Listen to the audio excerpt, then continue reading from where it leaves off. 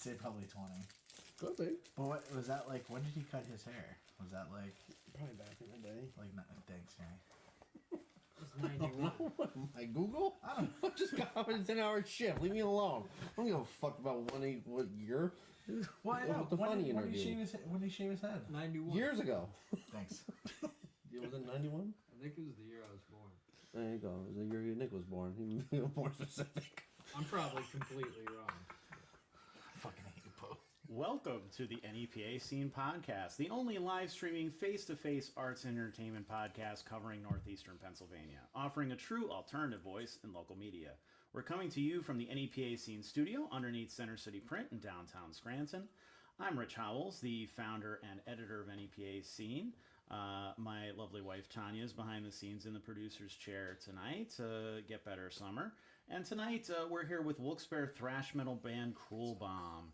They're playing a sold-out album release show at the Moon Tavern in Dickson City on Friday, August 15th with Traverse the Abyss, Coppermine, Vara Alta, and Promises Unsaid. So we're going to talk about their classic heavy metal sound and keeping old-school thrash alive, the stories behind every track on their new self-titled album, working with legendary illustrator and Megadeth album cover artist Ed Repka on their own album cover, the uphill battle of health issues and how that affected the band's journey to get here, recording at and making music videos with Novro Studios, taking inspiration from war, corruption, and maybe some comics. I'd love to talk some comics with this guy here, and much, much more. So please join our conversation with your questions and comments down below. We'll get to those later on in the show. So if you hear anything that sounds interesting to you, or if you have any questions for these guys, make sure to leave that in the comments. It's much more fun when you guys participate. Before we dive in, I just want to thank our sponsor, Center City Print, who provides us with this great studio space. You can use promo code NEPA Scene in person or online at centercityprint.com for 10% off. Center City Print can bring your ideas to life in 4 locations: Scranton, Old Forge, Kingston, and Hazleton. These one-stop shops are locally owned and operated, offering high-quality printed products, copy and print services, and design solutions to help you, your small business, your nonprofit organization, your band, your art project, your event, or any venture thrive. Use promo code NEPA Scene in person or online at centercityprint.com for 10% off. I'm like, oh shit, what happened? I'm like, I don't know. All right, so let's start by introducing yourselves and your position in the band. Brandon James. I yell and I play guitar. I am Kenny, the guitar player. I am Nick, the bass player. And so are you guys metalheads your whole lives, or how did you first discover metal? I'd say my whole life. Yeah. Honestly, it's funny. Hair metal was my first dive into metal, and then I heard Disturbed for the first time as a kid, and I was like, "This is sick." And then just kind of. Then you're like, get rid of the hair, no hair. Well, you know, at that point I didn't have video. It wasn't like I didn't see what he looked like. Yeah. It was funny. The first song I heard was Voices, and my uncle said Disturbed Voices, so I just thought the song was called Disturbed Voices. No. So I'm like, yo, play Disturbed Voices. Let's see, my intro to metal, I think it was hair metal as well. My mom would play Whitesnake, Meatloaf, Bon Jovi in the car, you know, Nice, all yeah. the 80s bands. And eventually I got into video games, and it wasn't until Grand Theft Auto Vice City that introduced me to Slayer, Ozzy, Judas Priest, Quiet Riot. And when you're driving a vehicle at high speeds, running people over to that type of music, it enhances it a little bit. You know? For sure, yeah. But yeah, as far as an introduction to metal, yeah, it was those that really got me into it, and then it snowballs from there, of course. How about you? Yeah, very young age. My dad brought me to a Kiss concert when I was 6 years old. I could still picture images of that concert to this day, and I think that theatrical performance Kiss puts on is what snowballed. My brother listened to Ozzy, got me into Ozzy, and that snowballed my metal interest up until now. So were you guys in any other bands before this? I know you were, but can you maybe talk about those and how maybe that led into what you're doing, or maybe influenced what you're doing now? Cruel Bomb is my first. Yeah, that's your first. Yeah, like I think there's like a couple like there was like some jam bands and stuff that I did, like just trying to like scratch that musical itch. But for the most part, Cruel Bomb was the first one where it's like, all right, cool, let's go play live shows, that kind of thing. But yes, Cruel Bomb's my first. Yeah, for me, I played with a couple bands, throughout high school, and like all the fun bands throughout that day. You play in the basement, the attic, or the garage a couple times, and then maybe play a show once or twice, and it doesn't really go too much further. What, you're thirsty? You want to get your cap? Drop the cap. Yeah, there it goes.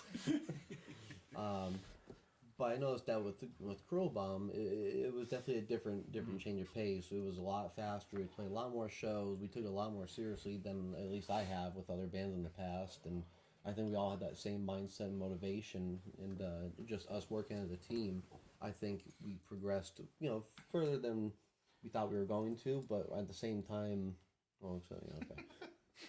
Maybe me at least. Okay. But yeah, as far as the band though, I mean, we're all motivated, and I think it's exceeding our expectations a little bit in some spots, and we also have goals that we want to keep working with as well. Yeah, Nick, is this your first band?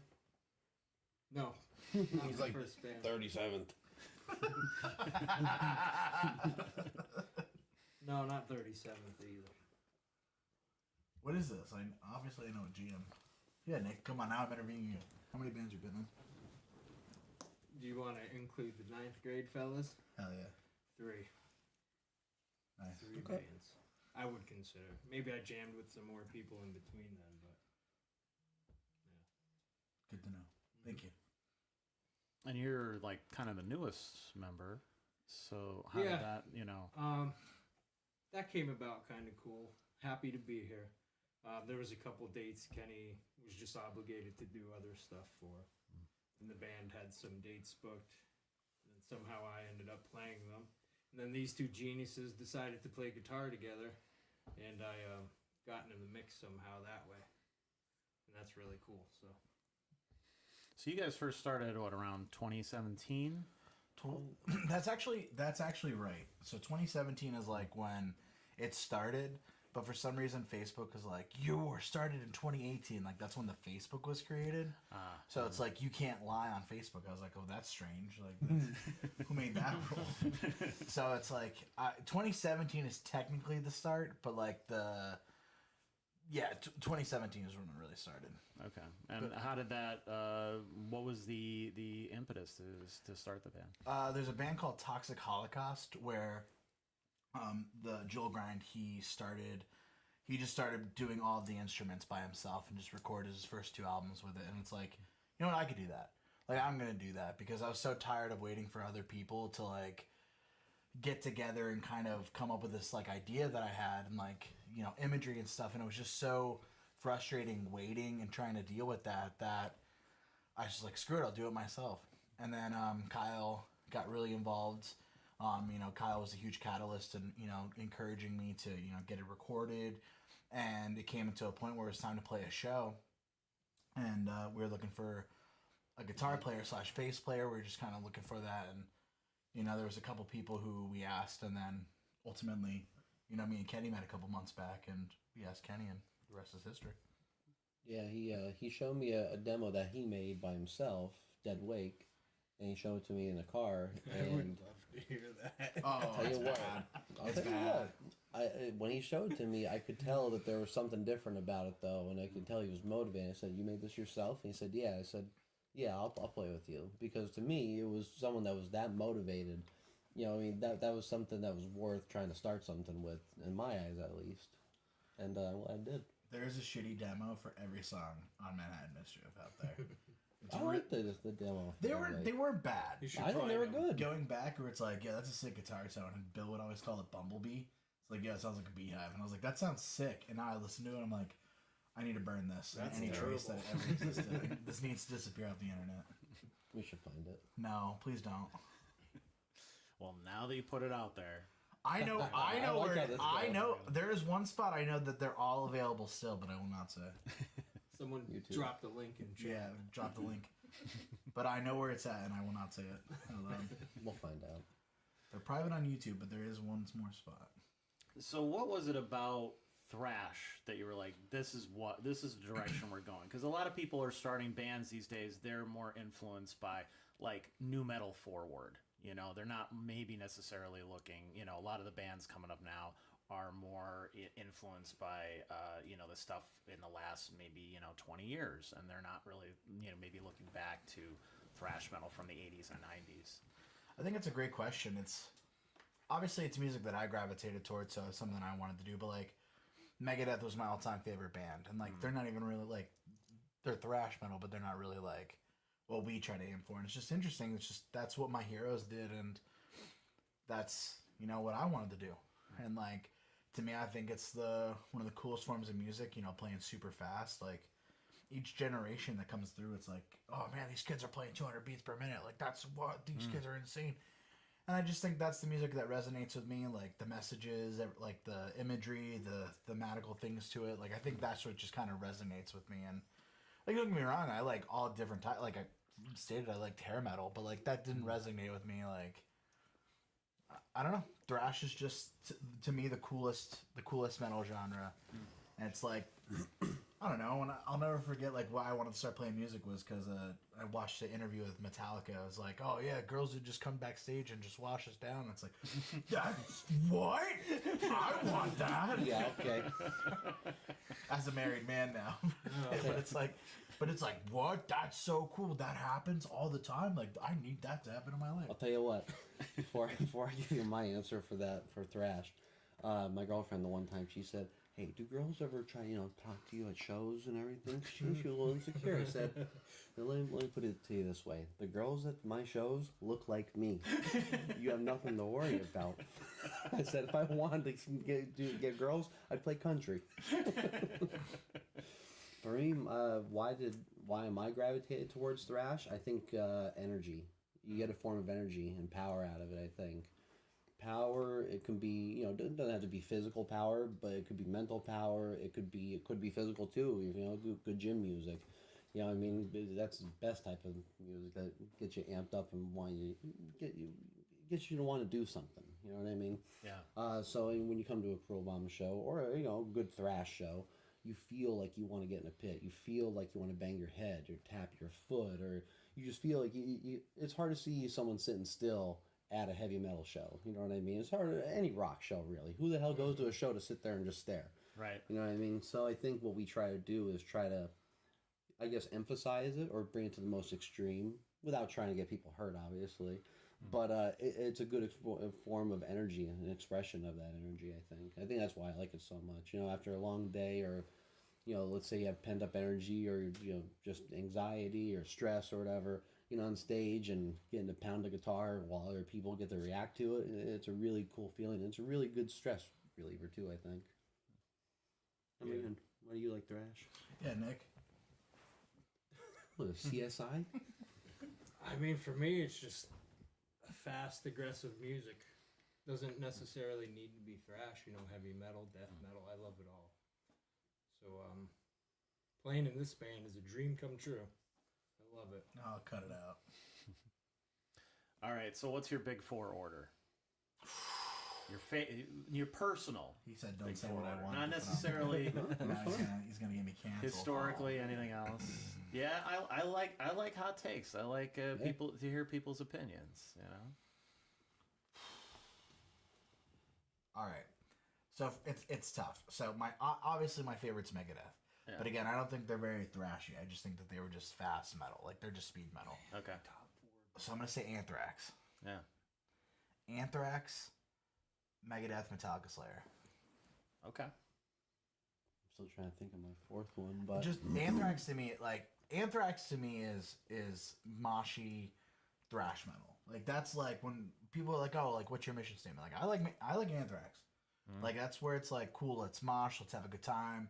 As to where, like, Slayer definitely has some thrashy parts, Metallica has some thrashy parts, but, like, Megadeth just doesn't really, like, it never, like, oh, yeah, let's hit a circle pit. It's just really complicated metal, and it's cool. I love it. But it's just not, you cannot compare Megadeth and Anthrax. No. I think for me, a big four, well, we're going to start with Ozzy. Ozzy's always been my... Wait, are we talking the big four? Yeah, the big four. Oh, okay. But you're well. I mean, if you want to throw somebody else. Who we like? Yeah, what order would you put the big four in? Oh, if that's the case, Yeah. that's kind of. That's why I said it was trying to get canceled. Yeah, see, it's tough. It's tough because whatever you answer, somebody's gonna say you're wrong. Shocked. Yeah, Slayer, Metallica, Anthrax, Megadeth. I knew that was gonna be Okay. I knew that was gonna be yours. Damn, I guess I would have to go Slayer, Anthrax, Metallica, Megadeth. Yeah, Megadeth's just not thrashy.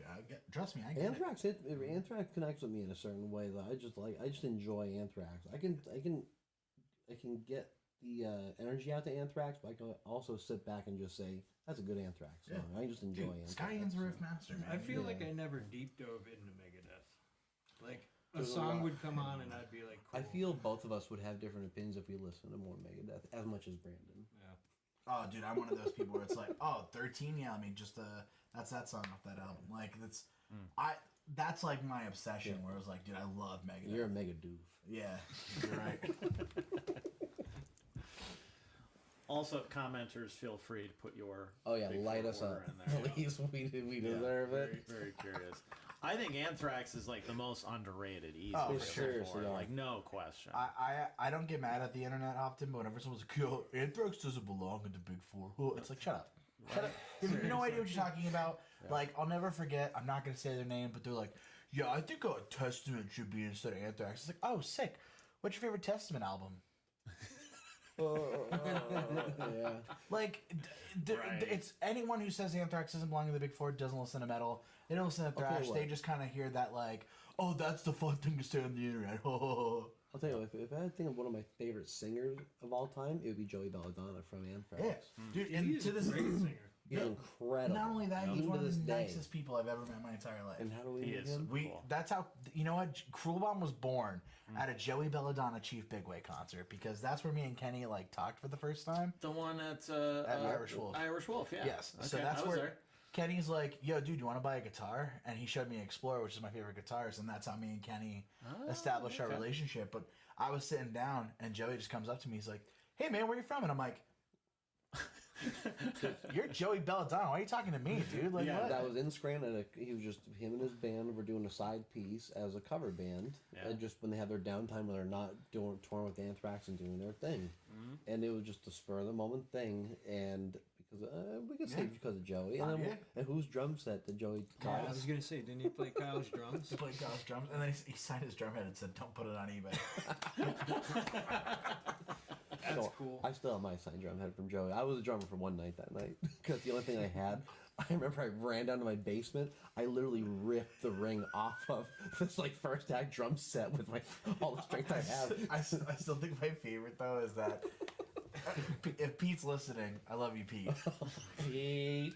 But he's so drunk.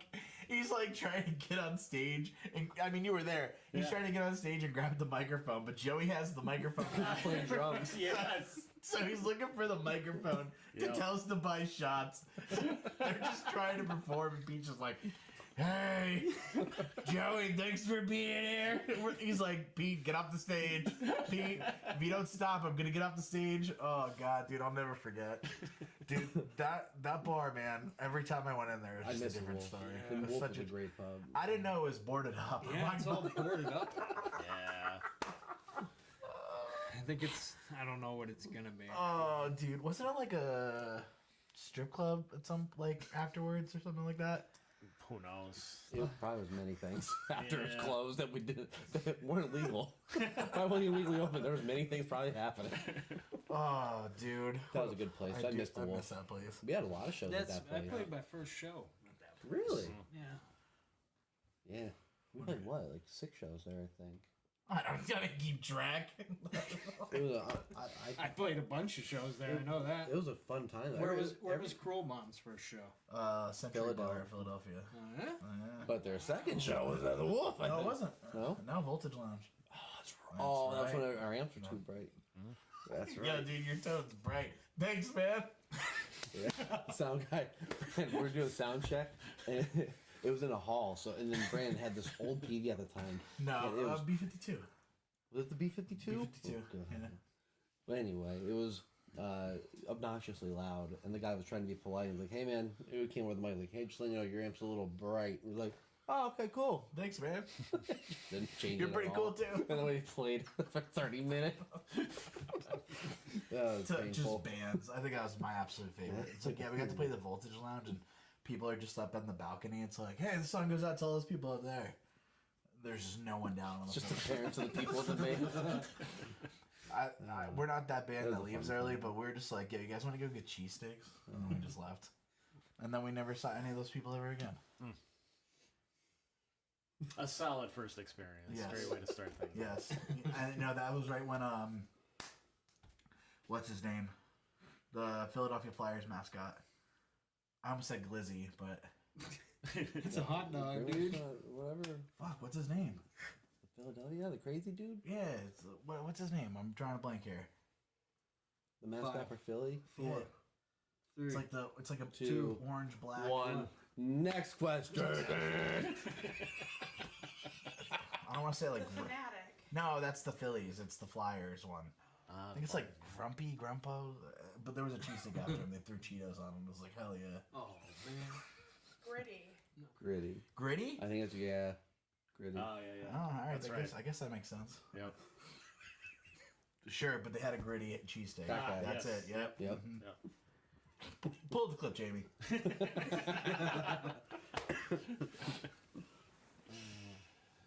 If my podcast ever got to that point, That'd be amazing. sorry, Popco, Yeah. I'd cancel it myself. Yep. You guys have released 3 EPs before this, before the new album. So I want to touch on those before we get into the new stuff. Manhattan Mischief, Trinity Terror, and Man Made. So tell us a little bit about those, and the direction you were going in at the time, and where how that took you to where you are with this self-titled. That is a good question. Let's start in Manhattan. Well, Manhattan was just like, again, there was just me starting. That's stuff that you had already done, right? Yeah, that was stuff that I had done. And then we hit Trinity Terror pretty hard. Like, that was kind of nice because that was our first thing with all of us coming together. all of us coming together. The first EP was all your songs that you already had done and recorded. We just put them on a CD, more or less. Yep. The second EP was us all coming together. And that's who we recorded with what, JL on that Jail, one? yeah. Well, I mean, all 3 were Oh, that's right. All 3 were JL, yeah.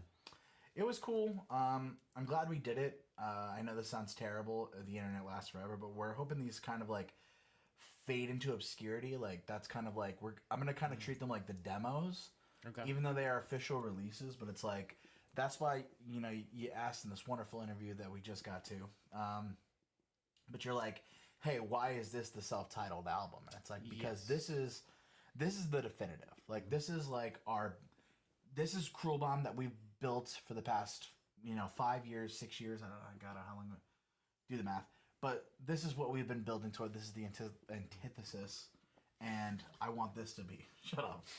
I want this to be our number one. Like, so the EPs are just kind of gonna fall away. But I think that was just kind of like us growing and figuring it out, and then that's why the album. We're just kind of like, And there's slivers of those EPs that are going to bleed into this album as well. yeah. So, Like, we felt there was 2 staples that we had that have made it in every live show that we've ever played since.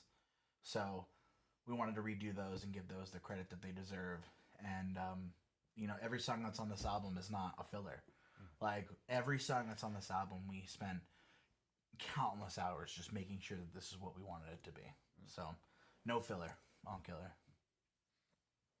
Now we'll get into some lyrical stuff, but from a riff perspective, from a hook perspective, where does that come from? How do those come about and not rip something out again? Because there's just been so many good riffs made. Like, how do you not go and do the exact same thing and make your own? It's hard. So typically how like a song process starts is there's a lot of different ways that I get inspiration. think of all the ways it goes. Yeah, well, there's a lot of ways that work. So like Nick, I love this story. I'm gonna tell it to you because Nick got to see it firsthand on how like my mind works. So like, I'm a weirdo, and I'm glad like my guitar teacher's like, yeah, dude, I just hear music in my head at all times, and like I kind of have that thing too, where it's like I just hear a random riff, and it's like, oh, I'm gonna like talk that into my phone and go back to that later. So like I'll just hear riffs in my head. You asshole. I'll write up a drum track and then I'll write to a click, and then what I'll do is I'll send it. Back in the day, we used to just bring it to practice at Kyle's house, and then we built it from there. But we got a little bit more, advanced in technology. I send it all to Kyle. I swear this album I've written more riffs that did not make it than in my entire life than riffs that did make it. So I'll send it to Kyle. He'll be like, "This sounds too much like this. This is too bad. I don't like this. Let's change this up." And then we just build. We build from there. But sometimes it starts with like, obviously the most important song to me is a catchy hook, it's like a catchy chorus. So like if I hear something in my head, I'll kind of build on that. So like you kind of touched on it in your one question, but like Target Neutralize came to me because I had that chorus in my head. And it's like, cool, like I think that's going to be really catchy. I think that's going to be something that someone's going to sing. So I kind of had some riffs that we already had, put it together, packaged it up, tucked it away. And then Nick actually wrote a whole song on this album. He wrote a whole song. I did? He did. Wow. I almost said it's called Nick's Song, but it's not called Nick's Song. To us, Anymore. it's called Nick's Song. But it's Glass House. And so Nick kind of came over, and he's like, "Yeah, man." The whole time, even still to this day, he's like, "We don't have to put the song on the album, man. We don't have to, man. Let's get something else." It's a really good song. I'm really proud. We're gonna play it the 15th as well. Sorry, Nick. But he's like, "Yeah, dude, I just can't think of any lyrics." So like we just sat there and listened to it a bit, and I was like, "Yeah, for this chorus, I hear those in glass houses should not cast stones." And so he's like, "Yeah, that's cool." So we just sat there and just listened to the thing and like, what is the song telling us? And we wrote the whole song in just that one sitting. It took us 2 hours, and I think it's even Kyle's like, "Yeah, these are like some of the deepest lyrics you guys ever came up with." And it's like, just because that one part spoke to me, and it's like, cool, let's build off that. So that's why I feel bad that we never have like themes or anything, but it's just like I let the songs tell me what they're about. Yeah. Like, and that's usually what it comes down to. Just like, and even Kenny is also really great with lyrics. So like a lot of times I'll be like, "Hey Kenny, this is what I'm feeling for this song," and that's. I think we have random moments like that too, like where it's just spur of the moment. Like you and Bomb Squad, the lyrics were done right in the studio there. The end was done with you and me just had curry donuts over coffee. That was a couple days though, dude. That was like 2 days. It was like 3. We got attacked by a kid in a pirate suit. It's my favorite fact about that song. Was just a kid in a pirate suit at 11 o'clock at night. We're like, "Where's your mom, dude?" Like, what? That's why we still say R sometimes. I would be lying if I said that doesn't come through my mind when I do that. So we got attacked by a kid in a pirate at Curry Donuts on the Wyoming Ave. So, R. So another thing, obviously, is when you're talking about themes when it comes to the music, the artwork, things like that.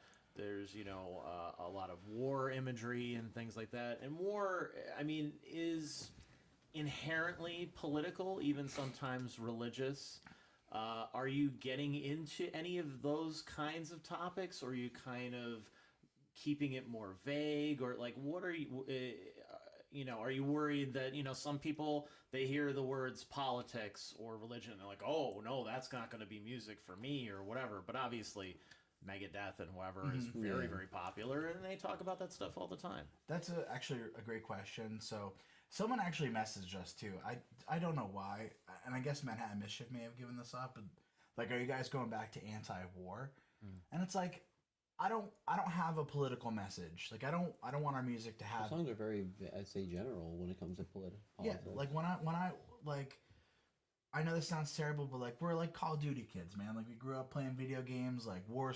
I know it sounds terrible, but like war was cool to us. It's not that it's cool. It's more like relatable for, I guess, maybe our generation. Yeah, like it's just like, I don't know. It's just there to me. It's more of the war is hell. Yeah, sort like of it's idea. just the themes that are cool. Like we're looking at a GI Joe tank. Like I'm like, yeah, that's badass. Like that. It's just that's what it is. It's like I don't think we have a particular message or anything like that. Yeah, even when you listen to our stuff, I think more or less you can absorb each song as this song's about this topic, and then you just learn about that or more or less, more rather than like what's your view on it that you take from it after. Okay. Like for example, we did a song about the A-10 Warthog, just a military plane. Airplanes are badass. And we just described what it does, how it does it, and the destruction it did. You know what I mean? But we don't go on to who's. We do say it was for America, I think. I mean, I'm definitely pro. But you know what though? At Like, least got to slip one of them in there. I am pro-American. Like I'm Which we should be. I'm proud to be an American. Yeah. Like, Yeah, we should embrace it. and like I don't think that's at least I hope it's not. I don't think that's a political stance. No, it's like, just general stuff, I think. Proud to be an American. But I think what's cool about us too is you'll get badass war stuff, and you can also get fun stuff and entertaining stuff at the same time. Like for example, our last EP, our Man Made, we had a song on there called Bomb Squad, which it was just about drinking beer and just hanging out with your friends and going to a show. Which is what we did. So there's some things that we, like I said, it's not all about war. It's more about just having a good time, just talking about badass stuff. Once again, Stuff with the boys. I let the songs talk. Well, Bomb Squad was like a homage. Was like we used to go to our friend Kropus' house and we used to just blast metal and we used to just drink and like those were good times. Like they were great times, and that was just kind of like a song to that group. Like they've been some of our longest friends and longest supporters. So like that was just to them. But again, like I don't want anyone to have to listen to a Crow Bomb song and be like, oh, this is a political message. Like, no, dude, we're just writing sick riffs. Yeah, we're just having fun with it. Sick mosh parts and cool. There's actually another fun fact for this new album that we did. We had some of our friends, Kropa being one of them, come to the studio when we were doing gang vocals, and so we have our childhood friends kind of selected them on this album as well, doing the gangs with us side by side. So I mean, it's kind of cool having a part of like the boys. You know what I mean? It's neat. It's cool. I'm glad we're trying to incorporate little things like that with it. But yeah, no political message. So let's get into the actual album itself. I thought he was going to say, let's get into the actual interview. He's like, Those were the warm-up questions. All right, let's hit record. Oh, shit. So how was your childhood? No? Thanks for asking, Doc. Sick. I found Ozzy when I was 7. I was always hoping somebody asked me. That's the meat and potatoes. Let's get down to my childhood traumas. Let's break it down. It's funny you should say that. Oh, God. So we have a segment called The Breakdown, where we look for, we go track by track on an artist's latest release to hear the inspiration and stories behind each song. Oh, that's cool. So this can be about the lyrics, the composition, the recording, all of it, whatever you personally think is the most interesting thing to say about that particular track. Whatever it may be, the inspiration behind the song, whatever it is. All right. So that's what we're going to do. We're going to go through your upcoming album, Cruel Bomb, will be released on Friday, August 15th on all major streaming platforms, as well as CD and vinyl as well. You'll have those available pretty soon. So let's get into it. The first one is called Cruel Bomb. So that is a tribute to Black Sabbath. Cruel Bomb, Cruel Bomb, Cruel Bomb. The first Black Sabbath song was Black Sabbath, Black Sabbath, Black Sabbath. Okay. So album's called Cruel Bomb or Cruel Bomb, and we just wanted a badass intro to it. So it's Cruel Bomb, Cruel Bomb, Cruel A Bomb. couple like Easter eggs. Oh yeah, there's Dissensions is on it for a second, and so is So Much Hope Buried as well. So they're kind of like a little clip in there. So Nice. but no, we just wanted a sick intro, and then it was like, you know what, I want people to. They put the CD in their CD player. That's and the they're first thing they like, hear. yeah, like, oh shit! Like, Kind of gives you a warm of like foreshadowing. yeah, I'll say. And the second, we did talk about this a little bit, is Target Neutralized. It's just about a sniper. Just about, like I said, I was just kind of sitting there, and I was like late hitting until the target's been neutralized. And I was like, that's poetic. Let's write a song on that. Yeah, hell yeah. And then Kyle really loves Predator, so the whole time he's like, but what can we sneak in there about Predator? And it's like, all right, Kyle. All right, Kyle, we'll sneak in Predator. So literally the first line, like a predator, I stalk my prey.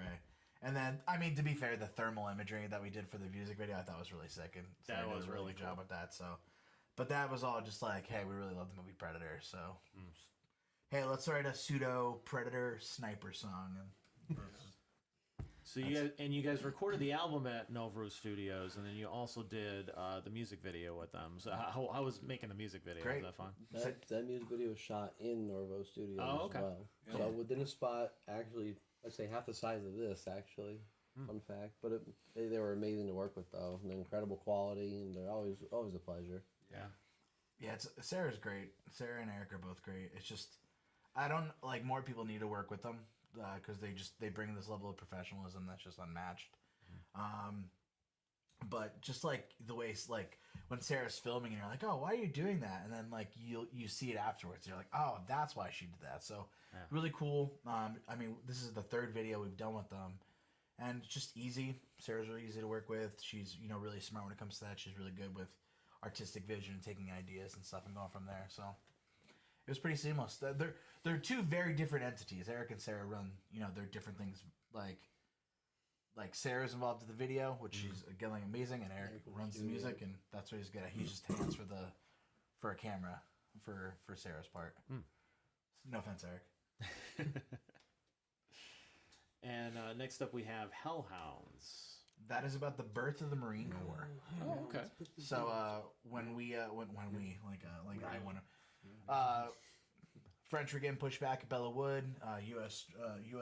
Marines went over there, and they got a message from the French saying like, "Oh, retreat," and they said, "Retreat? Hell, we just got here."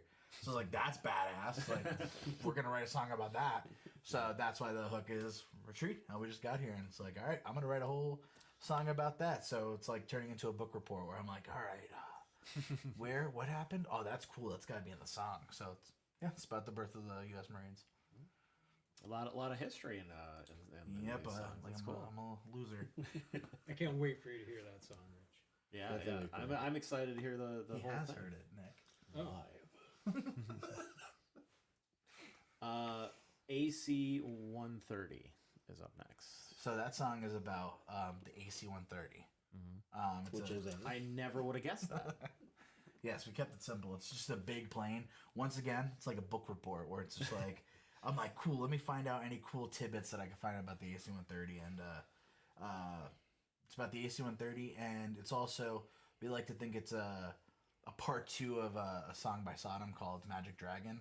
Because they did a song about like I think it's called the Spooky Spectre. Or I don't know. It's another plane. But it's like part two of that. So we took a lot of inspiration from that. I kind of wrote that. So it's about a big plane that you get a kill streak in Call of Duty. So. Next up we have Scorched Earth. Scorched Earth. Yeah, how'd that one go? That one came out in a day. Someone really pissed me off.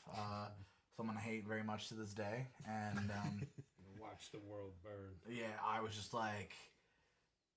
Just grumpy that day. I was just grumpy Gus. I was just like, I want to go scorched earth on this motherfucker. Like, so I was just like, again, two lines. Don't understand your aggression. Don't understand your aggression or your constant obsession. Like, those are two lines where it's like I was thinking them to myself, and I don't get this, dude. Like, and then I was like, I'm gonna write a whole song based on those lines, and in honor of you, I fucking hate you. Let's go, scorched earth. So. Yeah, hopefully that person listens to it and feels your rage. I hope they do. If they don't, it'll just make you more mad. No, I just like some people write love songs and I write hate songs. Like, yo, fuck you. We'll get it to them. Yeah. We'll deliver the message. But yeah, bad day. Fair enough. And the sixth track is Atomic Demolition Munition. That was a good day.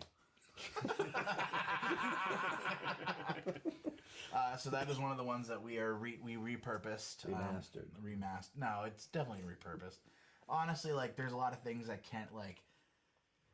Kenny's a master at doing this. Like we'll be playing live and he'll do something cool and it's like, you fuck. Like why isn't that in the song? Like, I usually write something cool to add to a song after it's 100% finalized and recorded. that's how it goes. It's usually about 2 weeks after. So that's where it was like, oh dude, like that deserves the love that it can get. Plus like we're just we wanted to again we think it deserved more. It's more of an evolved version of what it was. Yeah. Okay. The first recording of Atomic Demolition Munition will always be badass. This is just a more beefier version, I guess you could say. It's really funny because I think I got the atomic demolition munition from a news channel or something. It was like a bomb at a suitcase or something. I was like, nope, sounds like a giant nuclear bomb. Let's do it. So, and then we wrote it. I actually did not write those lyrics. I wrote the riffs. We brought it to practice, and then Kenny's like, yo, dude, I wrote all these riffs or all these lyrics, and I'm like, cool. And I don't think we changed them. And then that whole song was just written in a day. And I was like, that was the first song that we all wrote together. Where it's like, that was our magic song. That's us. And next up we have Glass House. Yeah, Nick, what's that about? What did we write that song about? Those glass houses should not throw stones. I think it's just about like the world today, where it's just like everyone's so quick to point their fingers at some like. Well, talk about the riffs first, there, motherfucker. What inspired you? You were just like, yo, guys, here's these riffs, and we're like, wow, those are really good. You're like, are you sure? I don't think they're that good. So it's just some riffs that I threw together. Nothing special. You didn't have a bad day or anything? You weren't feeling upset?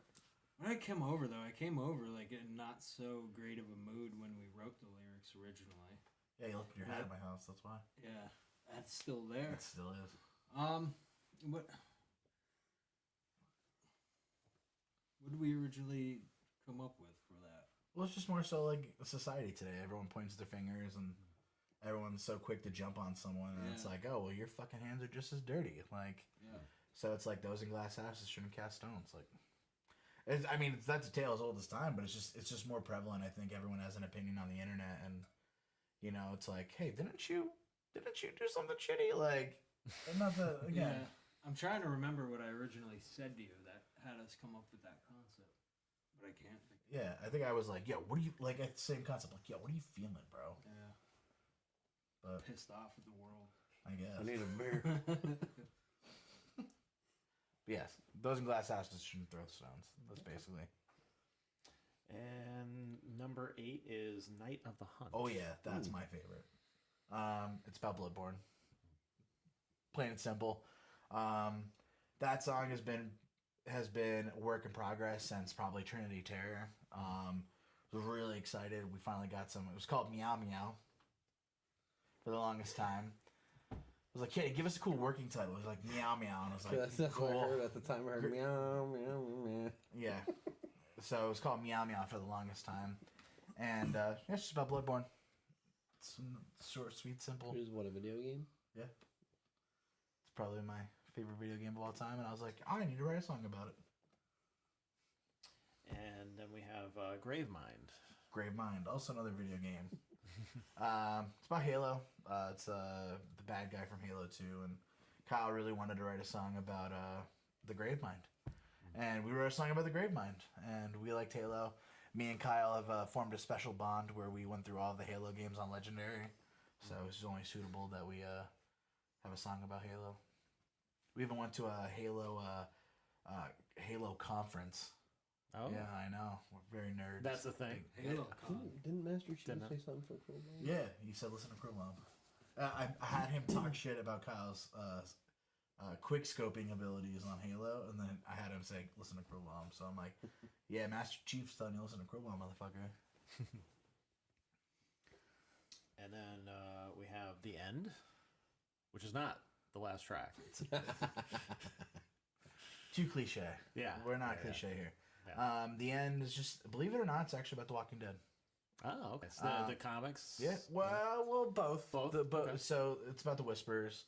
So me and Kenny were like super into Walking Dead. I mean, I still am. I'm rereading it. At that time, it was pretty hot, though. Yeah. Well, the Alpha came out and she did like, I am nothing. You are nothing. We are nothing. I was like, yo, dude, let's write a song about that. So a lot of people think it's It came very naturally, though. Yeah. But I just think that was a cool line, and that's where it came from, and I was cool with it. And at that point, I think COVID was happening, so it was like even more like infectious disease kind of thing. So it was just No, it fit perfectly for that time. yeah. It's about Walking Dead. But that's just that's what more or less us remaster, not a remaster, but we kind of re-envisioned that one too. Yeah, There's same some new concept. elements and Yeah, a lot of new elements. Yeah. A lot. I don't want to say it's a completely different song, but there's definitely some stuff that was needed the first time. You'll around. notice it. Yeah, I'm really proud of it. I think it's definitely much better. Again, it's one of those things we added in the live show, and we're like, fuck it, let's redo it, throw it in there. This is the definitive Cruel Bomb. Let's do it. Now, you being a comic book guy, Yes. are there any other comic references or inspirations behind some of the At least stuff one, that you right? guys do? Well, World Breaker Yeah. is all about Hulk. Oh, well, there we go. Yeah. So last track is World Breaker. Yep. It's about playing Hulk. Nice. Playing Hulk and World War Hulk. Two of the greatest comic book stories where it's like, oh, Absolutely. he's bad. Like, oh, he's mad.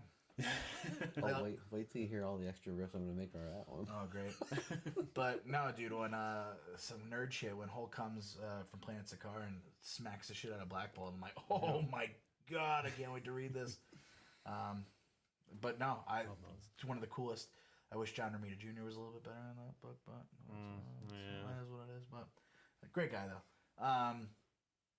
But no, I think that was just a cool story. Hulk's cool, and I'm a comic book geek, so we were talking about the Hulk. What can you do? Yeah.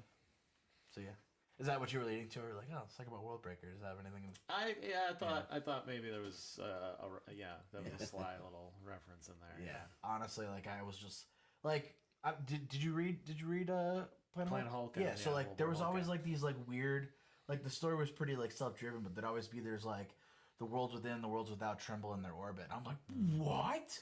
That is fucking sick. That needs to be a song. And then it didn't even make the song anyway. So, but that's what inspired it. Again, one of those lines where it's like, that's a sick line. That needs to be a song, and or a song. I feel like too that there's so many good comic stories that will never be mined for movies and everything else. It's like, why isn't somebody else doing something with those ideas? I'm or, surprised like, more talking about animated those teams things? don't get involved with that kind of stuff. Like, Right. There's so many cool stories. Like we were just talking about before the interview, like Daredevil Born Again. It's like, dude, like, can you imagine someone animated this? Like, the characters are so much more popular now, where it's like, you can easily just do these quick side stories and just like... Well, Spider-Verse gives me hope that they will do more stuff like that because it was so financially successful. Because the people in charge only understand that part of it. Like, oh, if it makes money, then we'll fund it. Because, I mean, for years, people said, oh, why don't we have better superhero cartoons and cartoon movies? Why don't we have all these cartoon movies? Yeah. And we used to get, like, some of those straight-to-video stuff. You know, DC they still put out some stuff, maybe not as frequently. And Marvel used to do some really good ones, too. They did, like, that Wolverine versus Hulk and Wolverine versus Thor and, like, those little things. Animation was too kiddie, though. I feel like it's aimed... Because, like, Beta Ray Bill's in that and everything. So, yeah, just push it a little bit more. A little more, like, grotesque. Like, There's so many cool things out there, like... Give me a Wolverine story and like the Star Wars Visions kind of aspect, and I'm like, I'm all over it. Like, just give me stuff like that, and like But I think it's tough though. Like, not to just to be, you know, we're going off the rails, but Spider-Verse, like when they announced it, I was like, another goddamn Spider-Man movie? Like, really, really, another one? And then when I watched it, I was like, that was actually fantastic. That was great. Right. I wasn't even a big Miles Morales fan as a character. He's still not After great. that, I think it's helped quite a bit to kind of differentiate him a little bit more, because when he was introduced, I don't think he was all that interesting. No, I mean, it brought Secret Wars though. Sure. Yeah, but no, like I think Miles' biggest problem though is he doesn't have his own villains. Right. Like he just has Spider-Man's Rogue Gallery, and it's like any villain they try to introduce, it's like, that's not an interesting villain. Please on to the next one. Like, give me Venom. Let's go. Sure. But he just doesn't have his own Rogues Gallery, and I think that's his biggest flaw. Yeah, that's a good point. Yeah, but Nick's like, all right, let me get out of here. see, they're talking about comic Yeah, books. I'll see you later. Listen, man, it's my life. No, I know a lot of people are into comics, and so I feel like the outcast sometimes not knowing what you guys are talking about. Dude, there's just like, don't get me wrong, there's a lot of garbage, but like, dude, there's sometimes like you'll just be reading a book and you're like, fuck, like the emotions I felt. Did you read Old Man Logan? Yes. Like, so when they're in the X-Mansion, spoilers, and you know all the superhero villains, you know, fight together, and then Wolverine's killing everyone in Charles Xavier's mansion. And it's like, oh, that was easy. And it's like, Mysterio's like, oh, no, you were just killing all the kids. And it's like, that was fucking nuts. Like, that's such a cool, not cool, like, killing innocent people, but it's like, oh, yeah, like, that could happen.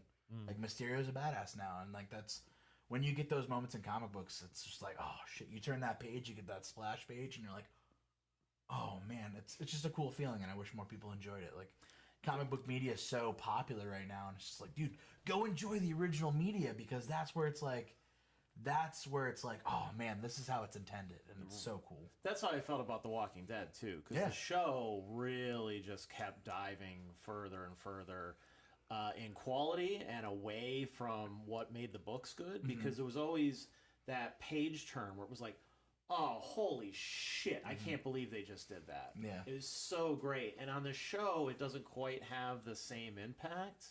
And then when it does, a lot of times they're like, kind of going around it or dragging it out forever. I think that was his biggest problem. I think the comics were so quick. It's like you're waiting for the next page. You had almost no time to recover before the next thing hits you, and you're like, oh my god, holy shit. And whereas the show was just like, oh my god, this is the 5th fucking episode about the same book that was done in like 10 pages. Yeah. Like, dear God, when will it end? You know, my favorite is the first Walking Dead issue. Is literally the first episode, just in 12 pages. Yeah, like, oh shit, like that's quick. Yeah.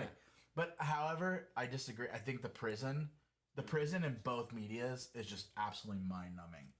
But however, the governor in the comic books is so much like. The governor is a badass dude. Like he's not a good person. So they do more than kill Herschel. Oh, but he's bad. He's really bad in the books. And like there is no like, oh, here's his little backstory. He's actually a nice, cold-hearted guy. He's like, no. Savage. Oh, he's bad. Yeah, he's bad.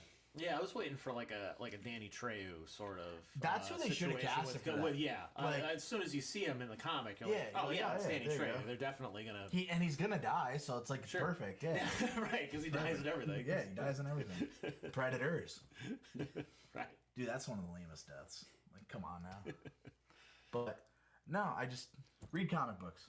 Yes. That's the long story short. So, I guess the best segue I can make from that into the next thing is we're going to talk about the art, because the cover art for this album is awesome. And so you hired Ed Repka, who, for those who maybe aren't familiar, are best known for the Megadeth covers for like Peace Sells and Who's Buying and Rust in Peace, a couple others as well. But yeah, he's done tons and tons of stuff, lots of good horror monster type art and things like that. So was this just as simple as like sending him a message, here's what I want, or how did this work? I'm a firm believer of squeaky wheel gets the grease, and he's worth. I won't discuss, what that costs, but like he's worth every dollar that we did, and I think he just kind of has like this level of professionalism where it's like, hey, once you get to this point, like we'll go from there. But he was super, super nice, like super easy to work with. Once I got the email back from him, I was giddy like for the whole rest of the day, and then I was like having a panic attack. I was like, what if he doesn't email us back now? So we just made sure that we got our entire imagery that we wanted, like every specific fine detail that we possibly could get, and was like, hey, draw this. And we got the sketch back, and it was just like an immediate like, yes, like don't change it, like perfect. And then when he gave us the colors, it was like, yeah, that's exactly it. And fun fact, it's actually the original idea that we wanted to do for Manhattan Mischief. That's why they're so similar. Okay. So that's what we originally wanted to do. So I'll put Manhattan Mischief up there, right, and you guys can compare. That's what we originally wanted to do, and we're just like, this is our, our hurrah. So it's like, fuck it. I want Ed Repka to. I want to be 60 years old and be like, yo, Ed Repka did my fucking album cover. I don't know why I have like a. Do you have that draft saved anywhere? Yes, I do. I was gonna say. I don't know if I could show that, but I remember it. I was like. Yeah, as soon as I saw it, I was like, fuck yes. Yeah. I was driving I was driving to Lauren and I's vacation, and I was like, "Oh God, Ed Repka just messaged me," and I'm like driving in Hartbury, Connecticut. I'm like, "That's fucking sick! Oh my God!" So I'm like, we finally stopped the traffic. I was like, "Guys, check this out," and it was great, super cool. Glad to be associated with them, and it was nothing but pleasurable to work with, and proud to say we did it. But it was just sent them a bunch of emails, and eventually, I guess maybe it was decided. We had an original idea, believe it or not. It was a demon book I saw at Comic-Con and I bought it. I still have it to this day. It's a cover of Demon and Lobo throwing bombs at each other. And I was like, that's what I fucking want. I remember you telling me about that idea. Yep. Yeah, so I still have that comic book. I'll have to find it to you and then post it. Yeah. But that's what our original idea. I sent him a bunch of emails about that, and we never got anything back. And then I was like, fuck it, let's do the girl. So I sent the girl, and that's when I got an email back, and I was like, cool. He's like, all right, now you're talking. When you're able to zoom into the art, the level of detail that he put into it is incredible. like superb. So I put up what you see on the album. I'm gonna put up the full long. The long the wraparound. piece. You have to. Like the file he actually sent us is huge.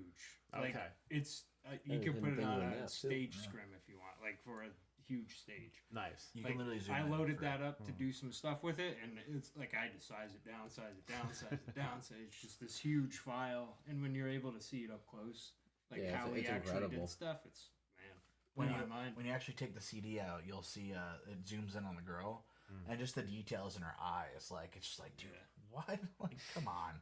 So, don't get me wrong, Carl Dahmer was also great. He was fun to work with. You know, Which he was did what, the first three? the first 3 EPs. He was great, but like, you know, Ed Repka was just kind of like my dream come true for that. So it's like, let's fucking send It it. made sense. Yeah. I'll put those other ones up too, so you can kind of get an idea what we're talking about here. We always believe in good artwork for our For sure. covers. All killer, no filler. The artwork really says it. Really, you know, kind of gives you an idea of what the vibe of the music is going to be too. Though I think. You know, I discovered Dio because I saw the cover of Holy Diver sitting on my table. So it's like, I need to The listen to demon? that. Yeah. Yeah. I'm like, I need to fucking listen to that. What is that?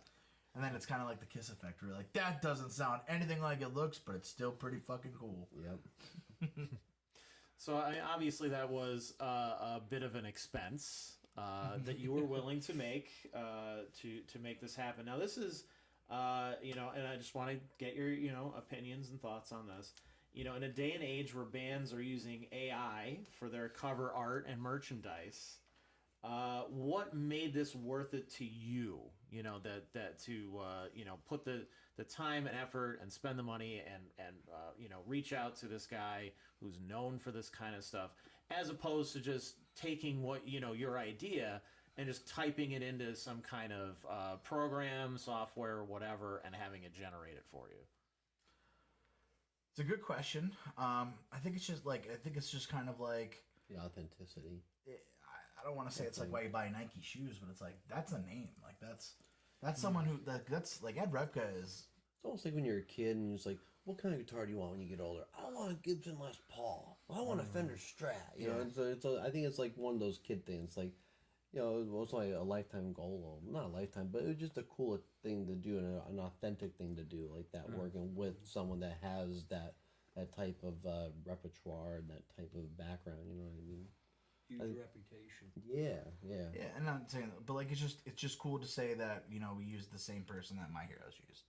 Like it's and that's what's cool. Like that, and that's why it was just like a life goal where it's like, I want that.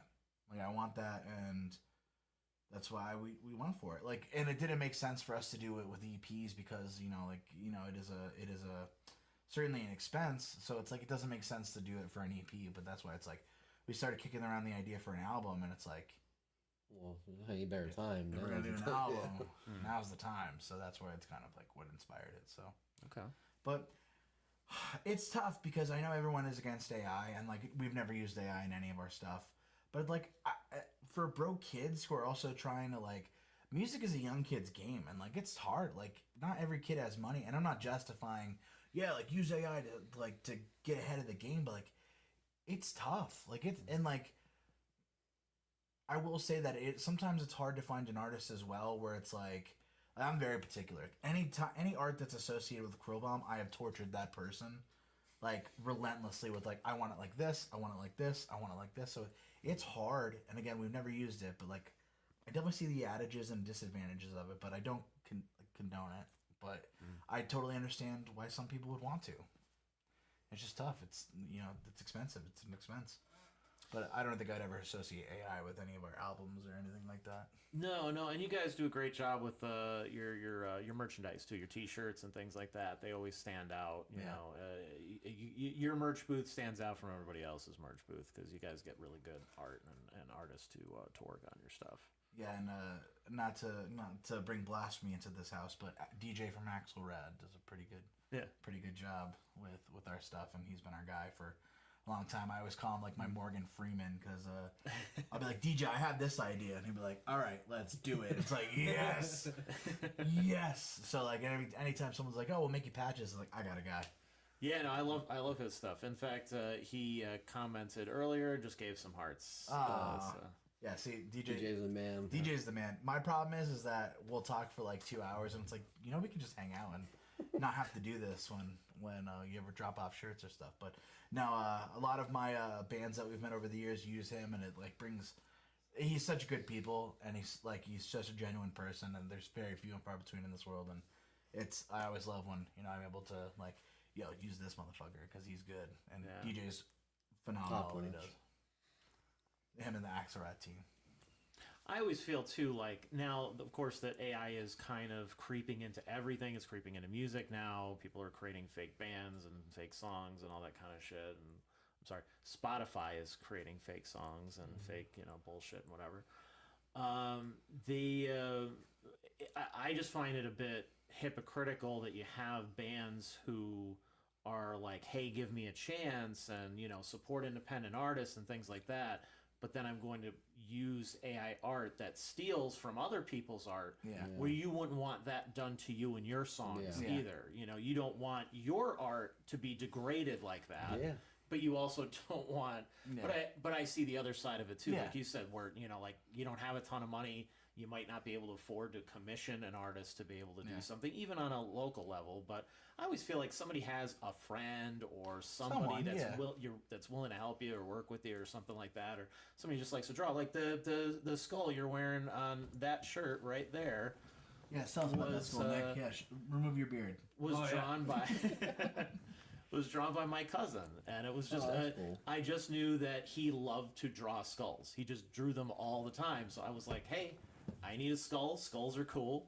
Yeah. Can you just whip up a skull for me? And he was just like, yeah, sure. Like, and it was a matter of like, he wasn't gonna take money for it. Yeah. It was more of just, that sounds fun. I'm going to do that. Yeah. I think there are ways around it. No, there's certainly there are ways around not using AI. Sure it's hold up too, Rich? I bought this off you maybe...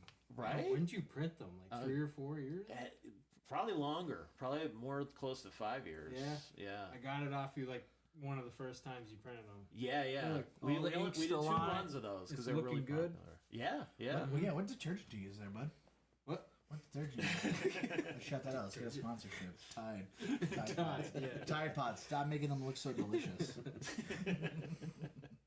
That's what happened to that guy. He ate too many Tide Pods. Oh, shit. Yeah. You listen, I never ate a Tide Pod, but I get it. They're yummy. They look like the fucking gobstoppers from fucking Willy Wonka, dude. What the fuck? They look like they should be eaten. Anyways, but no, I agree. Yes, like AI, like you don't like ultimately you can't. Like I feel like why would you? It's almost like a death sentence. Like how is anyone gonna take you seriously if you use it? But like again, that's why like if I was a 16-year-old kid and I was like, fuck, dude, I don't have a job, but I want people to take my music seriously. Like I see the temptation, but I think fake songs, it's just it's shitty. Like it's that's we put a lot of. It's tough because like you just made the point where it's like, oh, it's okay to use it for art but not for music. Like, hey, that's where we draw the line. You can use it to who even gets around to making AI that can make music? Why would you do that? Well, that's why would you do that? Yeah, and I think that speaks to the larger issue of who's behind this stuff.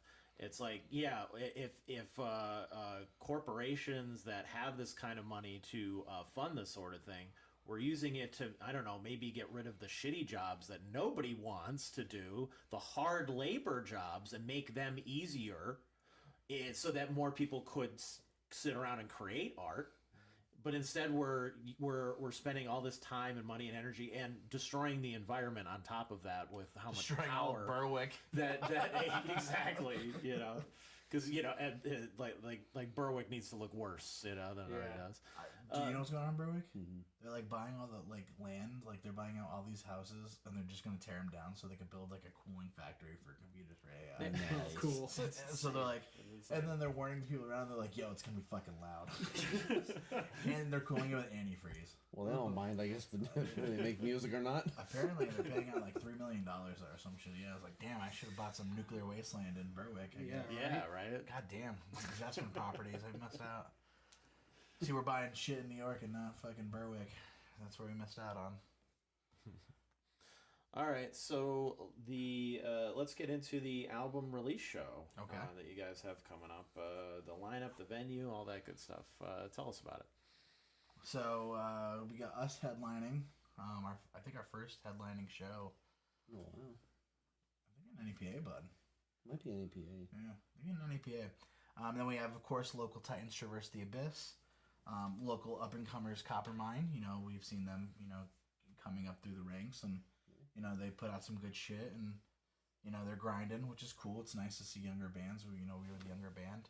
And then Vara Alta is cool, and then Promises Unsaid. It's cool to have I think we need more cooler stuff in Scranton, Pennsylvania, and the fact that we're hosting this band to a sold out show is pretty fucking cool. If that was us, I'd be like, hell yeah, we need to come here more often. So I think it's nice to be able to give that hospitality, and I think that's something that we need to start doing in this area is start bringing in other bands from out of this area. And yeah, I also think a lot of bands in this area should get out too, like make those friends, make those connections. But I think we just ultimately need to start getting make Scranton a destination.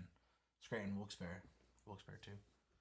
Start making it a destination to be like, hey, we should stop here.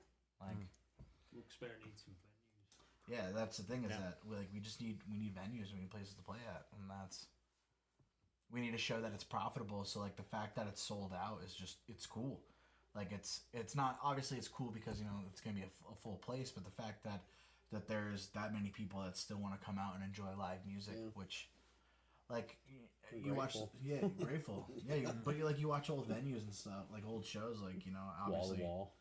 Not wall to wall too, but the internet didn't exist, so they're like, yo, what do you want to do Friday?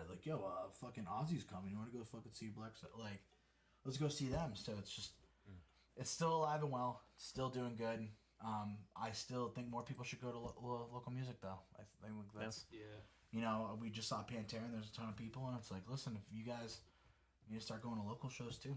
Your favorite band was a local band at one point. You got to go out and support them. Yeah. So come to your local shows. Even this one's sold out, but you can still get tickets at the door. Oh, okay. Sold out online. Okay. So pre-sale tickets are sold out. That's the distinction. Okay. That is a distinction. So, have you guys played at the Moon Tavern before? We played downstairs. We played, okay. Yes, you did. Yeah. Motherfucker. That was the Moon Ballroom. The Moon Ballroom, yes, because they have the ballroom downstairs and then the tavern upstairs. No, we didn't play in the tavern. No, we didn't play the tavern. Yeah. So looking forward to doing it. Yes. Yeah, I was just saw Eric the other day, and I was like, yo, what's the stage we're working with here? What's the size? What are we rocking here? And he showed me pictures. I'm like, hell yeah, let's tear it down. Yeah, it's gonna be fun. It's gonna be a good time. Now, you guys playing everything off the new one? What's the set list look like? Good question. It was a little, half and half, maybe a little 60-40. Do you know the set list? We only practice it. I promise we practice 50-50. it. Night of the Hunt's not. We're not playing Night of the Hunt. Scorched Earth or Glass House. We still need to figure out. I think we're leaning towards Glass House, buddy. Sorry. But we're probably playing most of the stuff off it, except for those two, I think. So Okay. So pretty predominant new stuff. One song's in there, so Kyle could have a break. How does it? How does it feel to get the news that it was, pre-sold out like that. I mean, that's a cool feeling. That's big for a local band. Yeah. It really is. It really, because you just don't see it a hell of a lot. You don't see it enough. Yeah. No, it's cool. You know, Eric's a wonderful promoter too. You know, he has his craft nailed down, and he does a great job. So that's why as soon as you know, the opportunity presented itself, he's like, "Hey man, it's our birthday bash," and I'm like, "Eric, do I have a plan for you, bud?" So it just worked out really well. And you know, honestly, if we did have you know, an album release show, the first band I was going to ask would be Traverse. You know, for the local scene, because you know, we've been doing this quite a long time. So you know, there are, you know, those are Scranton boys. So it's like, let's get the two of the bigger acts together and let's make some magic. So they were going to be the first, and then he's like, you know, him doing his promoting skills, let's get Sled Dog on there. Sled Dog Entertainment, everyone. And you know, Coppermine's great too. They're big up and coming around here for sure. Yeah. And then, you know, what's cool too is that you know, as a metal fan, you get to be introduced to a whole bunch of different genres. You know, of metal all in the same night, which is cool. It's really funny because I say this all the time. No offense to those genres, but it's like we're playing thrash metal, and it's like, yeah, dude, that's sick as hell. But like the big metal thing right now is like Lorna Shore and like all that stuff, and like moaning during your breakdowns, and it's like, dude, how the fuck do we compete with this shit? Like, how do we like? Yeah, we're just like, yeah, fucking drink beer and here's a fucking airplane. Here's some riffs, dude. Please mosh, and it's just like, I don't know. It's just like you listen to that. And there's nothing wrong with that. I like a lot of that stuff. Like, but metalcore is definitely a little bit different than thrash metal, and it's like, Eric Navrosky is a wonderful musician, but he'll be like, yeah, dude, I love metal, and then he'll show me this band and be like, dude, I can't even fucking comprehend what I'm listening to right now. Like, yeah, it sounds heavy, but like it doesn't sound anything like what we're doing right now. So it's just like the fact that like metal has gone so far, it's just so interesting. Like you said, there's so many different genres. Right. And it's funny because every you know, I don't want to say generation because there's, you know, some crossover there, but every new set of bands that comes up and influences each other or whatever, it's always funny to hear the last group of people go, that's not metal. Yeah. And then when it becomes popular, then the next thing comes along, and those same people go, well, that's not metal, and so on and so forth, and the cycle continues forever. Let's just start calling it like titanium or something, though. Like, yeah, man, I'm a titanium head. Like, yeah, dude, like, you know, I just like metal. Like, once you get an 8 string, it goes to titanium. Yeah, dude, like it's just getting like there was a point where like some people would probably like classified AC/DC and Metallica together, and now it's just like, oh yeah, I like metal.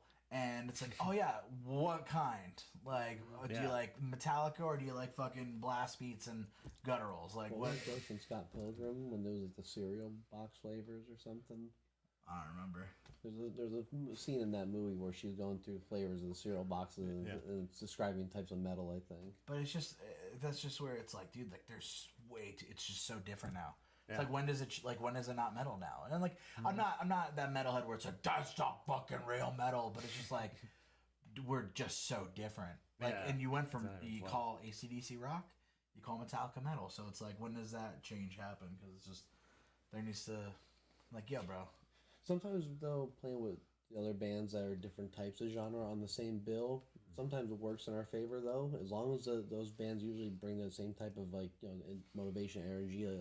As long as they share the same type of vibes, usually it spells out for a really good show no matter what. But you know what really hurt my feelings the most though is someone at our last show came up to us, and it was like a older, like middle-aged guy, and he's like, you guys made me feel 20 again. So it's like, ah, damn, dude. Like, yes, cool. We're glad that we could play that music. But like, if I had $1 for every single time someone's like, my dad listens to that kind of music, and you guys are pretty cool. And it's like, all right, well, yeah, we're your dad's favorite band, I guess. I don't know. So it sucks. We want to get into the anger crowd, but it's like, again, I'm not moaning in my breakdowns, and I'm not fucking doing weird shit. Yeah, I'm an old man at heart. Some pig squeals. Yeah. I tried to blood in one of the songs, and it was just like, bah! I'm like, nope, not me. Can't do it. I think I did one at Chicago, and I cringe every single time I hear it. We did like, did you? Yeah. I did I did bleh, and I'm it was gonna just look for it. No. yeah, dude, it was like high pitched. It wasn't even like a. What song? It almost sounded like I was sneezing. I'm gonna clip it and put it on my sample pedal. It was during Dead Week. Make that your ringtone. At the end? That'll be Use it live. Yeah. I'll find it. I'll find it in this interview. Not during that. Oh, I could. But yeah, we're not that band, and it's a different world. But we're glad to be part of all those shows. We played with so many different metal genres at this point, and it's just glad to, we'll carry that thrash metal pole, that flag. Yeah, I'm happy to do that. Yeah. I kind of like that too. When I go to a show, I don't want to hear 3 or 4 bands in a row that all are kind of doing the same thing essentially, and all have the same sound. I like a nice. Sometimes you mix. want to stand out in a good way. Right, exactly. Yeah, it's a well diverse show that we got going on. I'll say. And then so, what's next after that? What are the plans for the band? September What are we up have to? Oh yeah, dude, two shows. New York. We have a shapoop amount of shows coming up. We got Brooklyn with our friends in Wraith from Chicago. They're coming down, so that's gonna be a cool time. We're going up to Binghamton with our friends in Disruptor. We're playing Philadelphia with our friends with Wraith again. Do we have any Electrocutioner? We're playing with Electrocutioner in New York as well. They're good friends of ours. Then we have a show at the Alt Gallery. The 13th, we're headlining that show with some good friends of ours. And then, oh God, am I forgetting one? Is that all for September? Yeah, it's all September. So a lot of different opportunities to see us on the East Coast. We're trying to go to Richmond. If you're from Richmond and you're watching this, let us know. But yeah, a lot of shows afterwards, and then I think As far as recording, we're pretty chill on that for a yeah, little bit. I think it's gonna kind of go into the right. Like we're gonna take what shows we can in the near future, and I think we're gonna go back into the writing. With all the stuff that goes into putting into an album release and everything. I just didn't want to pick up my guitar and worry about new riffs at this point. I just wanted to worry about making sure this gets all the attention it deserves, and then once it's out, I can finally be like, all right, fuck, let me go write some riffs, damn it. So anytime I pick up my guitar, it's just strictly practicing at this point. Start all over again. All over again. I don't know if we're gonna maybe an EP again. Yeah, album. Not an album. No. Couple singles. Have a song. But sky's the limit. Well, I'm excited to see where this album takes us. I think that's why we don't really have a plan with it, is that, we want to put this album out. We want to play some shows in the big cities around and, see what comes of it. See what shakes out of the tree. All right. So one thing that we didn't touch on that I wanted to get into before we close out is a bit more of a personal thing, and I don't know how much you want to talk about it, but you have posted about it publicly on social media, so I felt like it's okay to maybe go there a bit, and you can say as much as you want or as little as you want. Is it about me not doing double backflips anymore? Yes, exactly that. So you had you were in a car accident. When was that? 2021? 2021? I think it was 21. 22? No, it was 22. You would know, but 2022. maybe not. November 27th, 2022. Yeah. So I that really kind of set a lot of things back for you. I mean, obviously not just in your personal life, but affecting the band as well, and your plans for that sort of thing. So We're laughing because we lost a battle of the band because Brandon was crippled. We took an extra 2 minutes to set up because we had to help our crippled friend, and we lost. Apparently, that was a major deduction. I love the scorecard. It was like relentless judging. I'll never forget. So we lost. I was like, that's funny. We played a place in Jersey just to more get the exposure for the Battle of the Bands, but we weren't bummed if we didn't win. It was just they made it a point to tell us we lost because we took too long setting up on stage as we're helping our crippled friend trying to Again, my favorite was songwriting 10 out of 10, live performance 9 out of 10, energizing performance 10 out of 10, time setting up 3 out of 10. And it's like, what the fuck?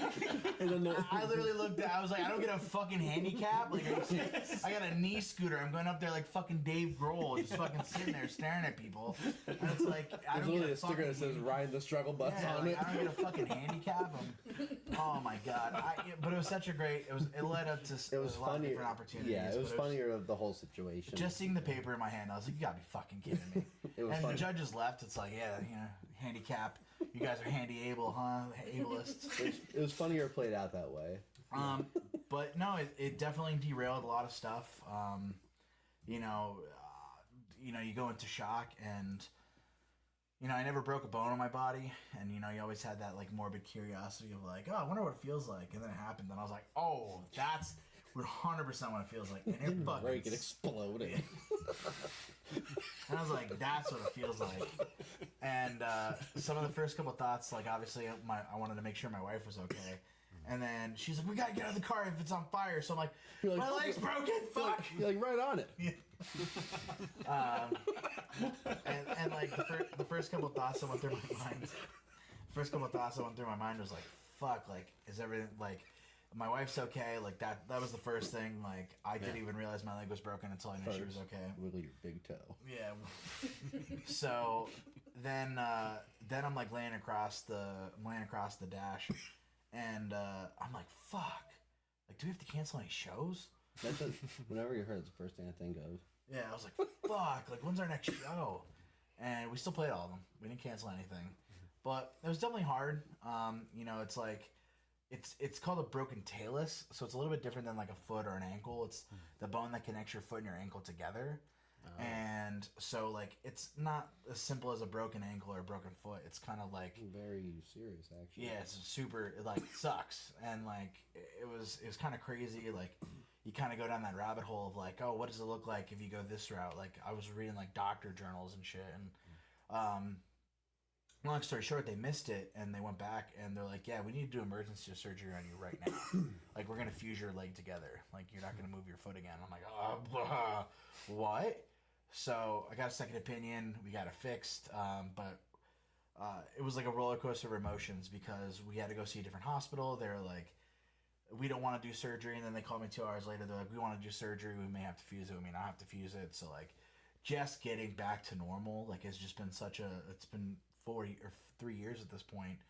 And, like, doctors have said, like, I'll never get back to normal, which is fine. But, like, when I stand, it's like a really awkward pain. When I walk, you kind of feel it. Like Kyle even mentioned the other day, like I'm kind of like on my side foot. That's kind of like how I'm. Oh, okay. So it's just trying to get used to it, and it's just tough. Like today, I felt normal. I was like telling the guys, I was like, yeah, I felt normal today, and then like I stepped off the curb wrong. And I was like, oh my god, it hurts all over again. So it's definitely that's been my main focus in trying to fix my body and trying to get to that, but definitely pushed everything back, and it just like, man, it's like those little things. Not this wasn't little, but consistently pushes back. Was that us?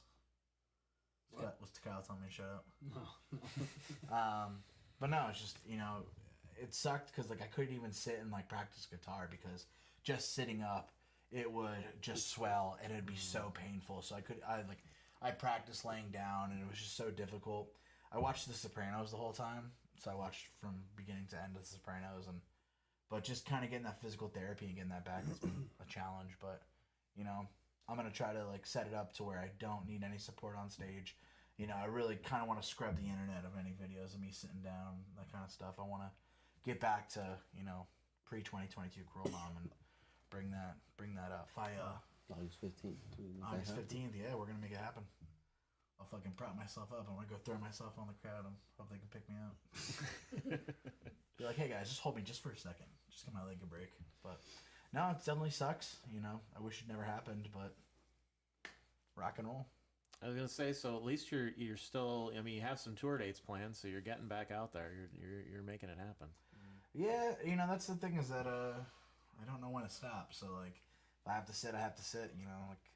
That's what sucks though, is that like I don't want people to look at me and be like, oh, is he sitting because he's fat? It's like, no, I'm sitting because it fucking hurts to stand. Like, but no one's gonna look at me and be like, oh, that's why. It's just sucks, but you gotta do what you gotta do. I'm not gonna let it stop me and keep moving forward. And that's why I think that, like, you know, we're getting old. We're getting older.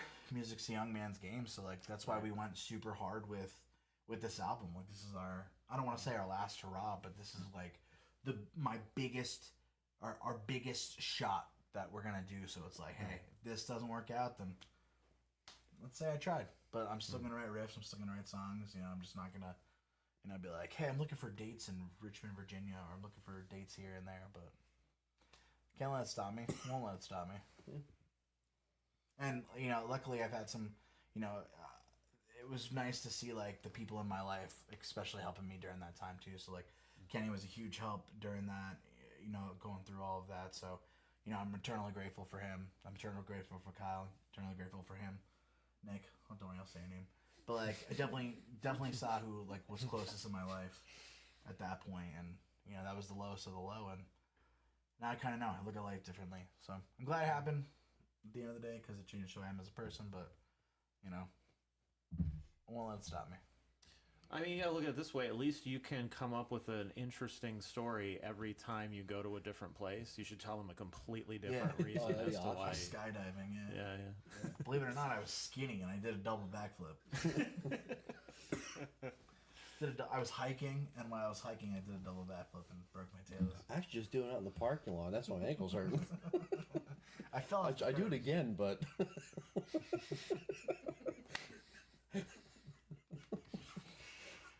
Oh God, but yeah, drive safe.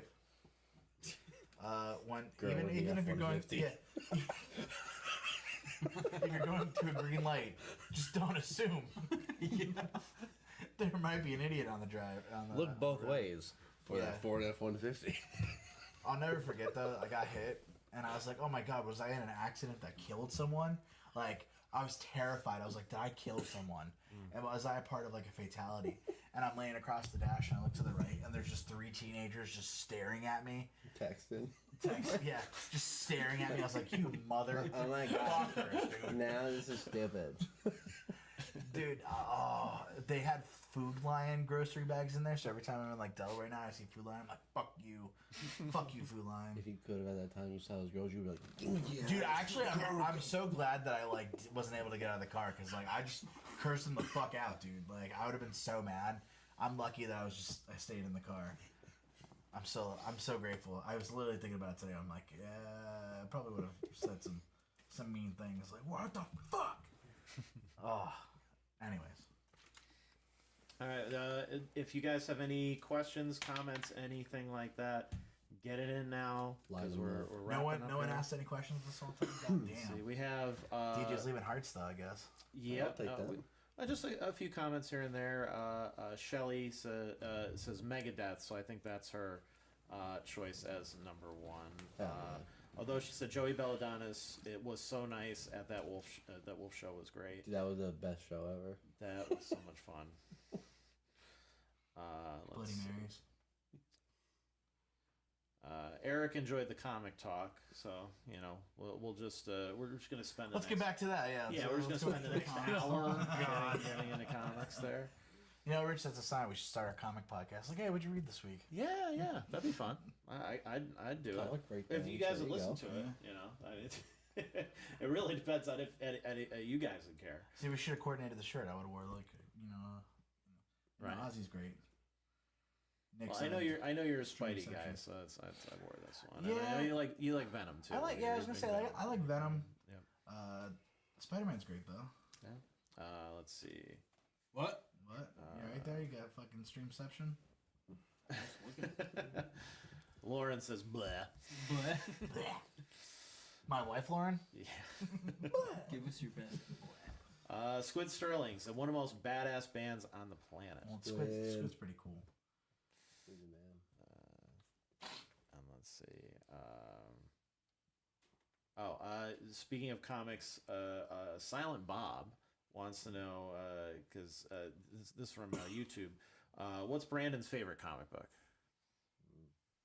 Ever? Like, I guess. Well, let's say Just this what's your month. favorite like This maybe month. This maybe month, single Tom. issue and then maybe like in general like a running, you know, is it Spider-Man, is it Avengers, is it whatever, that sort of thing. The Venom Donny Cates run was really fun. Like, I really enjoyed that. I went through that and was like, fuck, this is good. But honestly, like, one of the first comic books that come to my mind was Invincible. Oh, yeah. Like you kind of mentioned, like, Robert Kirkman does such a fucking great job of writing for issues. Like, reading the full thing, it felt guilty because it's like, shit happens so fast in that book where it's like, oh, I gotta buy next month. And, but, like, obviously the animation's great and they're doing a fantastic job with that, but, like, the comic book itself, too, is fucking phenomenal. And I feel like a lot of this is going to be some nerdy talk, but a lot of writers today write in hopes of a trade paperback, I think. Yes. So, like, you read an issue 378, you're getting a self-contained story in that, which is nice. You feel like you're getting your money's worth, but, like, reading this last Venom run where it's like time travel and shit, it's like, how am I supposed to remember all these details from 5 months ago? Like, right. You could tell that it's written for all to be consumed at one time. And that's why I liked Invincible, where it's like, oh, dude, you could tell that this is written for issues as opposed to every 5 issues or like some overarching story. Right. So I think Invincible is great. I thought it was phenomenal. I feel bad that Kirkman got so worn out. Did you read it? Just the first, I'd say maybe the first compendium. Yeah. Up to Keep that. going. It's so good. Like, I've been following the animation too, and it's phenomenal. That's been fun. Yeah, phenomenal. Yeah. But it gets so much like Conquest is cool, but like there's some more people coming. Oh, dude, I can't wait. But it gets really good. I love his stuff, and the great thing about about Invincible and Walking Dead and stuff like that you don't have with a lot of the other stuff is these decades and decades of continuity that turn a lot of new comic readers off, where they're like, I don't know where to begin. I'm kind of lost. Like, there's all these books. Like, where do I start? And then every person you ask is going to give you a different answer to that. Whereas they're long-running stories, but they're all kind of self-contained, and they do print them in these great compendiums that, like, if you don't want to go spend the money on individual issues, you can just wait till they put them in a big, thick, encyclopedia-sized book and just read them all at once. Like, that's how I did Walking Dead. Yeah. Because I was just, I don't know why I was a late adopter to Walking Dead, because I love George Romero. I love zombies. I love comics. Why? They were literally selling this directly to me, and for whatever reason, I did not pick it up until I heard they announced the show, and they were working on the show, and then I was like, okay, I got to read the comics. I got to get these. And I just started buying those compendiums, and boy, it was such a great decision, because it was so quick and easy, and it wasn't like, there's not a million. Now they've done a little, like, spin-off things, like one-off type things here and there. Not like only that, but they're doing, so all the original Walking Dead was no color. Yeah. To save on time, but now they're redoing it with, it's called Walking Dead Deluxe, and they're adding all the color into it. So Walking Dead 100 came out, and I was like, yes, give me every cover. That. Yeah. That's Negan bashes Glenn's head. So I'm like, yes, give me every right. Every single cover, please. I would like that. I want that now. Thank you. Give me the 1 in 100 variant, please. Next, like, please end it. End me. Dude, I love comics. I love it. I can't let it stop. Literally, there's a comic over there, and I was like, I need to look at that. Justin Kulik said, crazy dude jumped on stage. I kicked him so hard my ankle exploded. Yeah, man, there's fucking crowd runner, and I fucking kicked him. I like that. Jeez! And he said earlier, but I didn't catch exactly what he was referring to. Did he say cheese? He said he's actually so tragic, guys. Nah, dude. Dude just sucks out loud. What was that too? I don't know what that was in reference to. I didn't catch that. It was like around the 8:14 mark. I don't know. I don't think that helps. That or messages. That doesn't help until I go back later and watch. But dude just sucks. It probably makes sense with whatever it was. It was probably hilarious. I can't wait to go back. Justin's one of the funniest dudes I ever met. All right. Well, I think that's everything. Unless, is there anything you guys want to mention before we get out of here? August 15th, Cruel Bomb comes out worldwide, anywhere and everywhere that you could stream. Buy it. Buy some vinyl, too. That's a cool thing that we did for the first time. Red and Black only. First 100 are available. Only a little under half are left, so don't miss out. Come to the show. Online tickets are sold out, but you can still get advance tickets. We still have some extra floaters that you can still get. I know Eric mentioned he's doing some giveaways. All the other bands are. Come out to the show. Fucking thrash metal, Cruel Bomb, 2025 Year of the Bomb. Bang your fucking head. Oh, God. Nikki, any parting words there, buddy? No, you said it all. Bang your fucking head. Thanks, everyone. He said, Justin said Brandon was talking about a certain character, I think Walking Dead. So I think that's what he was referring to. Oh, he's probably talking about the governor. Yeah. Yeah, well, I can't say what he, like... And he doesn't have, like, a redemption, which is... No, he does not. He fucking dies. He's just a bad guy. Nah, dude just sucks.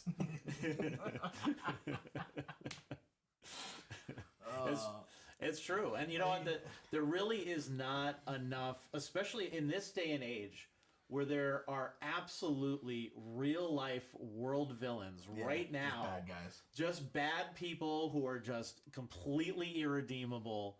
Why don't we have more of that? Yeah. In just, like... Because, it's nice to have... A good villain. A good villain here and there, like a Magneto sort of character, Yeah. where it's like, I can see what he's talking about. I can understand him. I can relate to that sort of thing in some form. Whereas, you know, I think we just sometimes just need a straight up Bad guy. just terrible person who's just doing Galactus. terrible things for no other reason than No, they're Galactus terrible. has purpose, too.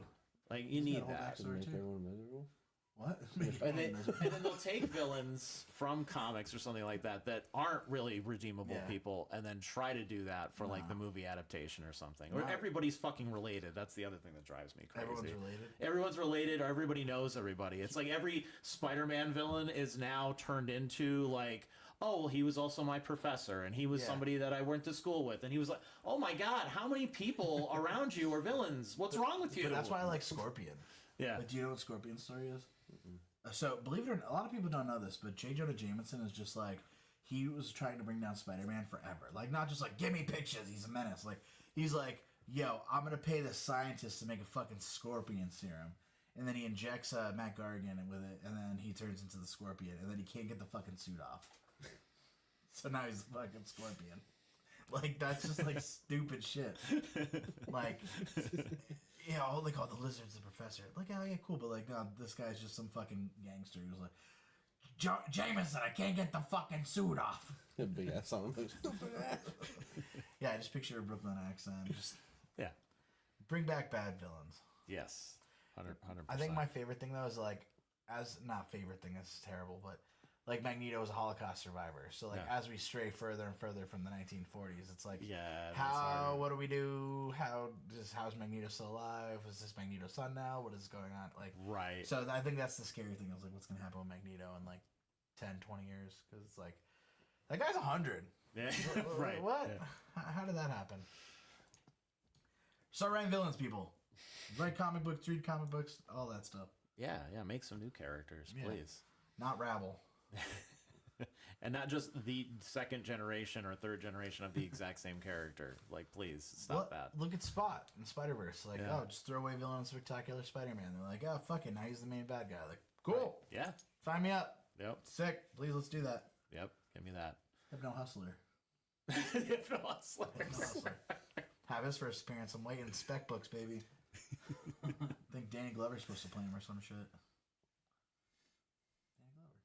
No, Donald Glover. I'm sorry. Wrong one. And the Galley 416 said, got my tickets, stoked. And Justin is hyped to get his vinyl when that comes out. Yeah. Jeez. I like to see him. Who, Justin? The vinyl. Oh, yeah, me too. Can't wait to see him too. All right, so Cruel Bomb will play a sold-out album release show unless you get to the door early. So make sure you make that happen at the Moon Tavern in Dickson City on Friday, August 15th, with Traverse the Abyss, Coppermine, Vara Alta, and Promises Unsaid. Cruel Bomb's self-titled full-length album will be released on Friday, August 15th, on all major streaming platforms. You'll also be able to get it on CD and vinyl as well. Thanks so much for tuning in. If you had a good time, if you enjoyed this interview, do all the good algorithm things. Like, comment, share, all that good stuff so that this reaches more and more people and more people find out about this great band and everything that they're doing.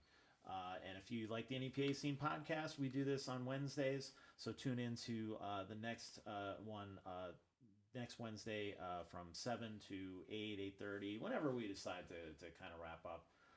We run on punk rock time here, so but you can always count on us at least trying to at least do an episode a week, or every 2 weeks as much as we can.